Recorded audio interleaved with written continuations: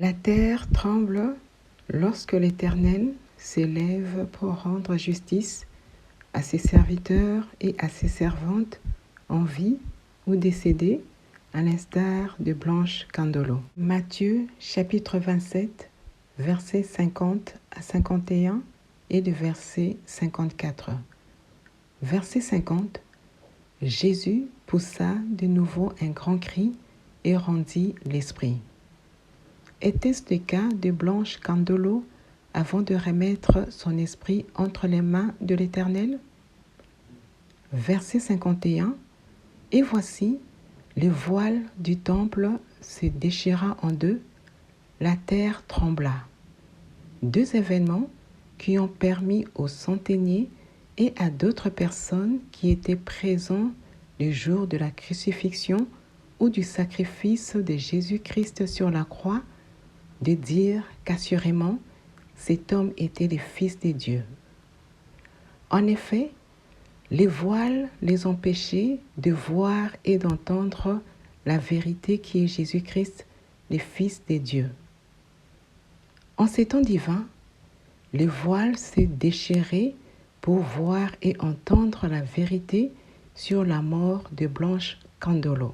La valeur du troisième jour.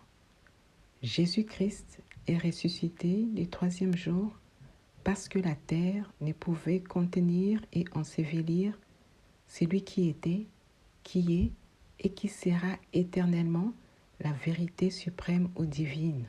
Et de ces faits, aucune vérité ne peut être enterrée, ensevelie ou cachée dans la tombe, car celui qui est vérité est sorti de la tombe pour que la vérité éclate à jamais qu'il est le Fils de Dieu qui a aimé la justice et qui a haï l'iniquité.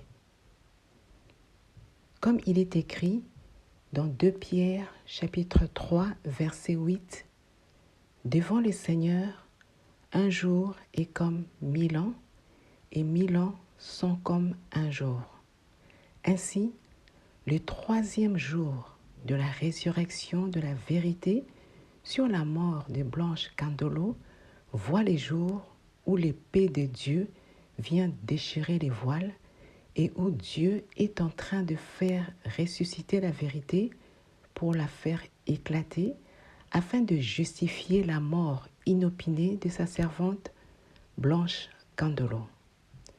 À Dieu soit la gloire pour des siècles des siècles.